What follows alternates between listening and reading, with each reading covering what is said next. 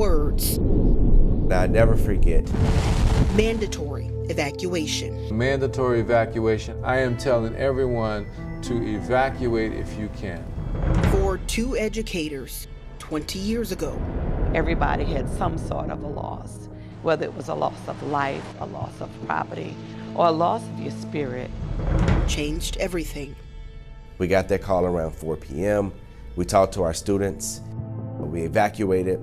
And August 28th is the last time I actually saw some of the youth I was working with at Edna High School. 2 lives and thousands more altered as Hurricane Katrina hit New Orleans on August 29th, 2005. Our spirits were low.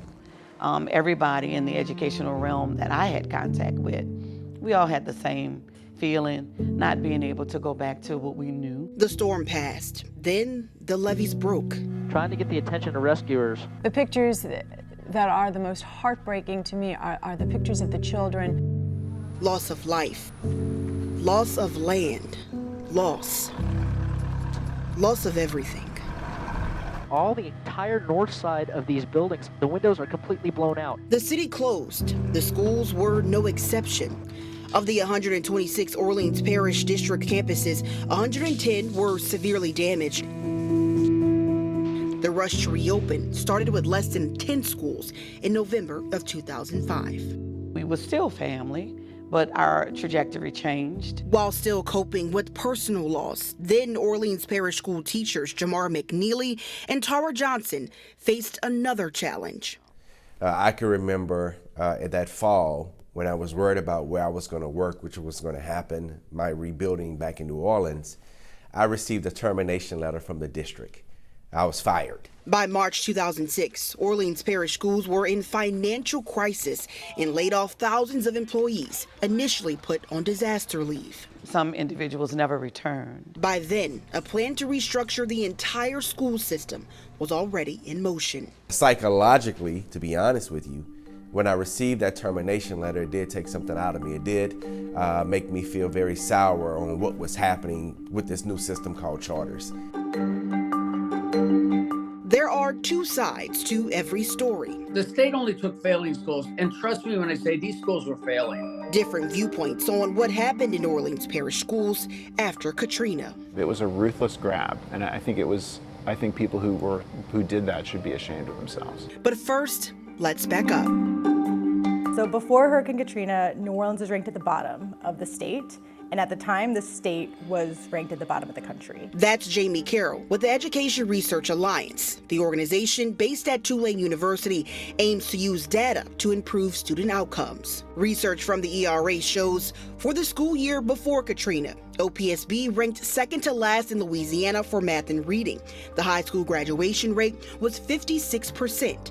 10 percentage points below the state average then. So that's where Act 35 came about, where they used the mechanism of the state takeover to take over schools that were performing below the state average. Before Katrina, the State Recovery School District had opened 5 charter schools in Orleans Parish. In November 2005, Act 35 classified more than 100 OPSB schools as failing. That laid the groundwork to transition to charter schools. Previously, only schools that were considered failing in terms of having really low test scores were allowed to be taken over by the state.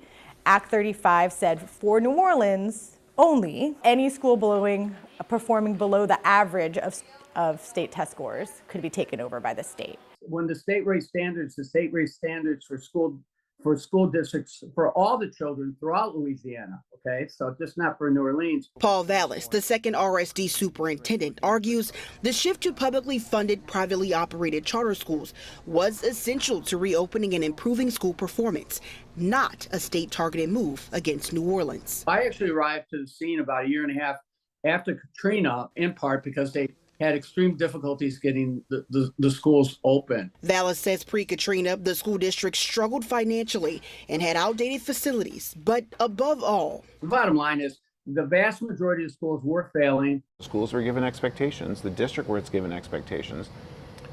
A vast majority of the schools met the expectations. Yet, people are saying the schools in New Orleans are really bad. Dave Cash, president of the United Teachers of New Orleans, says the state targeted the city to create today's charter system, despite schools meeting pre-storm standards, later deemed as failing. So there's an A through F grading system that exists now that didn't exist at the time of Katrina, but it would be what we call an F school now. They basically just rigged the system overnight and said, oh yeah, it's now all these schools that we said were fine are actually not fine, just so that we can, and if we say they're not fine, that means we can put them in the recovery school district. Cash says reformers used test scores to justify restructuring OPSB, with teacher and staff layoffs playing a key role. The move sparked a lawsuit over wrongful termination, though dismissed in 2014.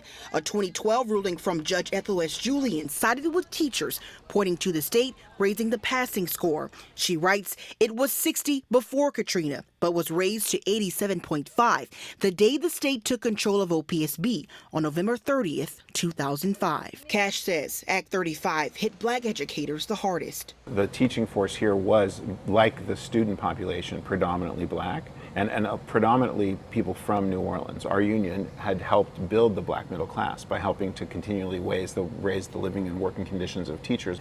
When you get rid of that, then and you take away all those black teachers that have been there, it means that students, you know, who used to be nurtured by people who understood them because they lived in their same neighborhoods and you know, understood their same culture, are gone now. And when you say they didn't come back, like a lot of them wanted to come back, but they were scapegoated. While juggling getting schools reopened and rebuilding the teacher workforce, organizations like Teach for America stepped in to fill hundreds of vacancies with fresh college grads who pledged a 2-year commitment. I came here in 2008 to teach in New Orleans schools. Carol was one of them. I thought I was coming in to take jobs that weren't wanted.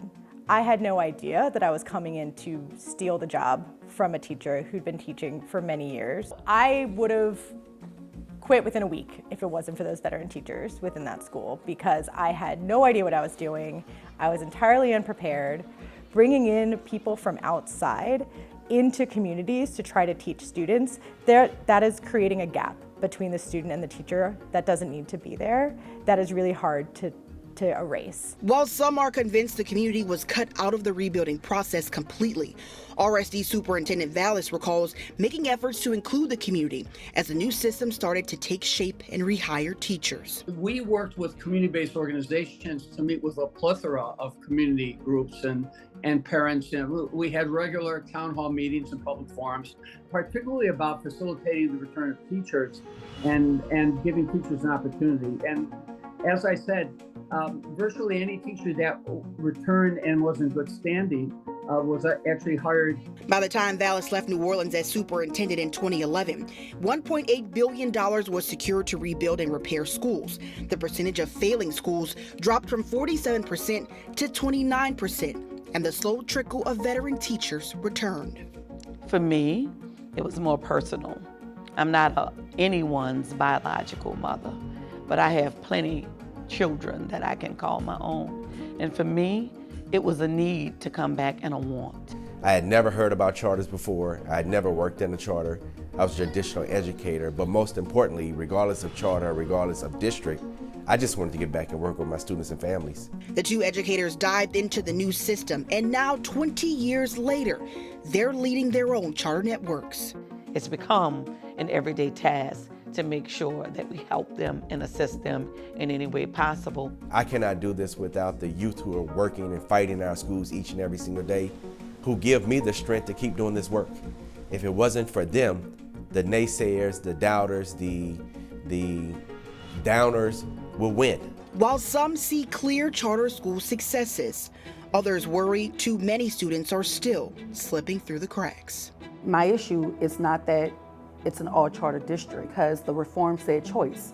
Well, if you have one choice, then is it real choice? The folks like Mr. Paul Vallis, some of the folks on the school board who are really strong supporters of the charter school system, they say it works. Who does it work for?